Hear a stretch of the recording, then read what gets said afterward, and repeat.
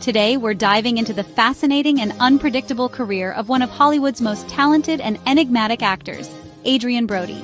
From an Oscar win at just 29 to nearly vanishing from the spotlight, only to make an incredible comeback.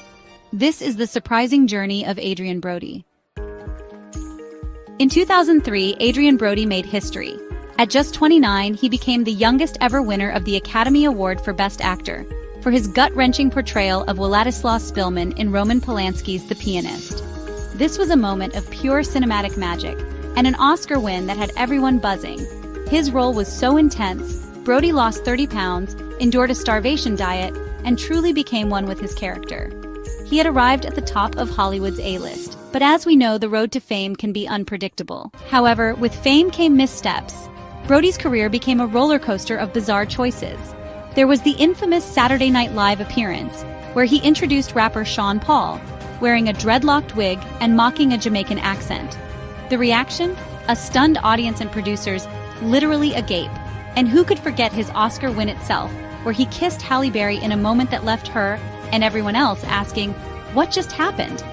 While these incidents became infamous, they were part of a broader pattern of unpredictable decisions that made Brody a somewhat elusive figure in Hollywood. Despite his talent, he became less of a regular presence in major blockbusters. Fast forward to 2025, and Adrien Brody is back in the game with The Brutalist. Directed by Brady Corbett, Brody plays Laszlo Toth, a troubled architect whose journey reflects the resilience and complexity of Brody himself. And this role is a reminder to Hollywood, and to us, that Brody is far too talented to be forgotten.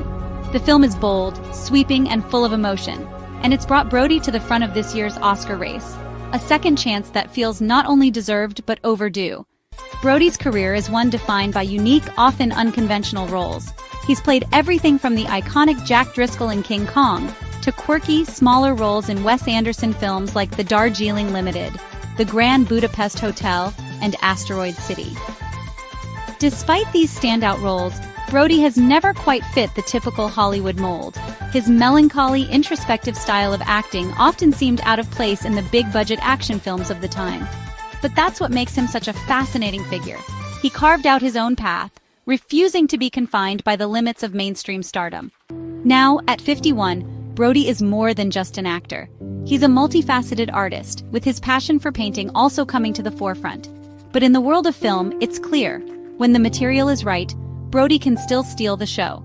With The Brutalist and his undeniable talent on display, it's safe to say that this isn't just a comeback, it's a resurgence.